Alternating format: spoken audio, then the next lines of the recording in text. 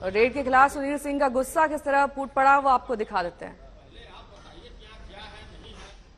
अभी सामने में ना है, सब लोग रहिएगा ना, देखिएगा कि क्या यहाँ कौन लोग हैं इसके पीछे? कौन लोग हैं इसके पीछे? कौन है? मामला और कहीं है। इन लोग का विधानसभा का जो मामला है उसको हर एक जगह लोग रेड करके चल रहा है कि एक जगह रेड करें, 2 जगह रेड करेंगे, 10 किलोमीटर ऐसा विधायक भाग जाएंगे और हम अपना जो करना है कर लेंगे। और क्या मतलब है? सब राजनीतिक है। आज का दिन क्यों चुना गया? आज का दिन क्यों चुना? मतलब ये पॉलिटिकल साजिश है। पॉलिटिकल साजिश है क्या? बोलता है कि साइन कीजिए, कागज पर साइन कीजिए। ये क्या पॉलिटिकल साजिश है आज के दिन? और क्या आपको मामला आपको नजर आ रहा है? क्या दूसरा भी मामला है क्या? रोहित सिंह मेरे सहयोगी इस वक्त तमाम जानकारी के साथ जुड़ रहे हैं। रोहित, देखिए ये 2 खास आरजेडी के जिनके खिलाफ ईडी और सीबीआई का एक्शन इस वक्त देखा जा रहा है, क्या है ये पूरा घोटाला? सबसे पहले तो ये समझाइए, और कैसे ये दोनों इसमें शामिल हैं इस बारे में भी जानकारी दीजिए। नेहा, देखिए सबसे पहले बताऊं, 2 नहीं अब 3 नाम आ चुके हैं। 2 सांसद और 1 एमएलसी। पहले सुनील कुमार सिंह, जिनके घर के बाहर इस वक्त मैं खड़ा हूं।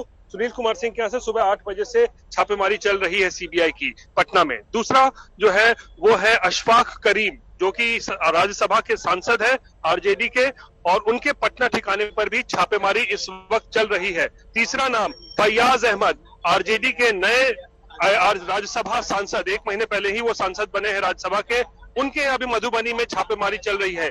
यानी कि कुल पूरी तरीके से हम देखें तो शिकंजा कसने की यहाँ पर आरजेडी के ऊपर कोशिश हो रही है। 2 सांसद और 1 एमएलसी के खिलाफ इस वक्त सीबीआई की रेड चल रही है। और लैंड फॉर जॉब घोटाले में जो है इनकी संलिप्तता को लेकर जो है ये छापेमारी चल रही है। और मैं आपको बताऊं कि जब 2017 में ये पूरा मामला सामने आया था तो उस दौरान जब सीबीआई ने एफआईआर दर्ज की थी तो उस समय लालू परिवार के कई लोगों के खिलाफ एफआईआर दर्ज की गई थी, जिसमें लालू प्रसाद, राबड़ी देवी, तेजस्वी यादव, उन सब लोगों के नाम उसमें शामिल थे। लेकिन बहुत सारे नाम उसमें शामिल नहीं भी थे। और धीरे धीरे अब जब सीबीआई की जांच इस पूरे मामले में आगे बढ़ती जा रही है तो नए नए नामों को जो है उसमें जोड़ा जा रहा है और उनके खिलाफ छापेमारी हो रही है। 1 महीने पहले लालू के सबसे करीबी भोला यादव को सीबीआई की छापेमारी पड़ी, उनको गिरफ्तार किया गया। उनका नाम एफआईआर में, ओरिजिनल एफआईआर में नहीं था, लेकिन सीबीआई को सबूत मिले, उनके खिलाफ छापेमारी हुई, दिल्ली में गिरफ्तार किया गया। आज बताया जा रहा है कि सीबीआई को और ज्यादा सबूत कुछ मिले हैं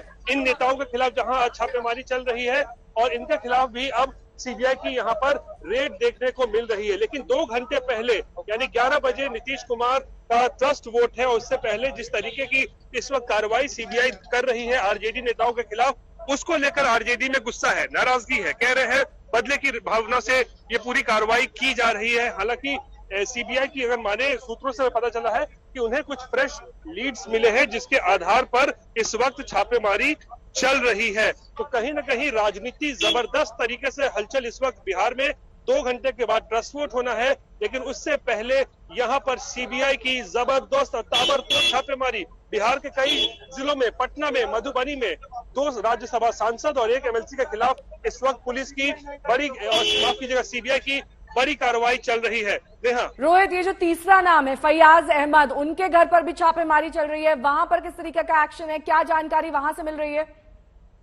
देखिए फैयाज अहमद मूलतः जो है वो मधुबनी जिले के रहने वाले हैं, मधुबनी के हैं। तो मधुबनी के उनके ठिकानों पर इस वक्त छापेमारी चल रही है। सीबीआई की टीम 1 घंटे पहले वहां पहुंची है उनके आवास पर, और वहां पर भी ताबड़तोड़ छापेमारी इस वक्त शुरू हो गई है। तो फैयाज अहमद, अशफाक करीम और सुनील सिंह, ये तीनों बड़े कद्दावर नेता हैं आरजेडी के, लालू के बेहद करीबी हैं।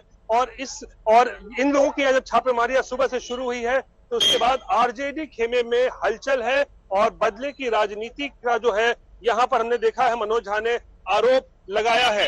नेहा, साथ ही जिस तरीके से आरजेडी खुले तौर पर इस एक्शन के खिलाफ सामने आई है, ये कहा गया था पहले भी तेजस्वी यादव की ओर से कि हम हर किसी एक्शन के लिए तैयार हैं, यानी कि पहले से ही आभास आरजेडी को हो गया था कि सीबीआई और ईडी का शिकंजा कस सकता है उनके कुछ नेताओं पर।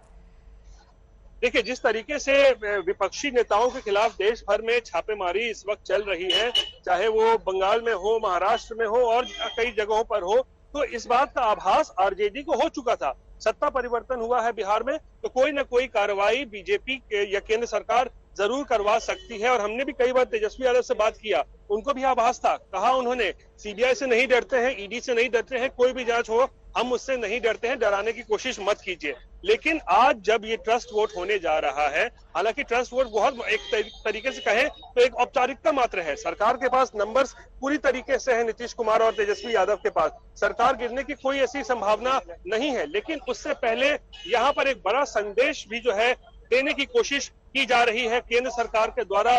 सीबीआई जो रेड कर रही है उसको लेकर आरजेडी कह रही है कि उनके खिलाफ बदला लिया जा रहा है, क्योंकि अब नीतीश कुमार बीजेपी को छोड़ चुके हैं, महागठबंधन में आ चुके हैं, इसीलिए इस तरीके की अब कार्रवाई आज शुरू हुई है और आगे भी होती रहेगी। इस तरीके के आरोप आरजेडी की ओर से लगाए जा रहे हैं, लेकिन बड़ी कार्रवाई है। नेहा, मैं बताऊं, ये छोटे नाम नहीं आरजेडी के, सुनील सिंह लालू परिवार के सबसे करीबी में रोहित, एक और नाम सामने आ रहा है सुबोध राय का, उनके घर पर भी छापेमारी चल रही है, क्या जानकारी मिली है उनके बारे में? देखिए, सुबोध राय जो है वैशाली के रहने वाले हैं और जो खबर अभी आ रही है कि उनके ठिकाने पर भी सीबीआई पहुंची है, तो हम इस खबर को थोड़ी देर में और पुष्टि करेंगे। लेकिन जानकारी सूत्रों से यह आ रही है कि उनके ठिकाने पर भी सीबीआई का छापा इस वक्त शुरू हो चुका है। तो कहीं न कहीं आरजेडी के कई नेताओं के ऊपर आज सीबीआई का शिकंजा कसता जा रहा है और कई नेताओं के ऊपर ताबड़तोड़ सुबह 8 बजे से सीबीआई छापेमारी कर रही है।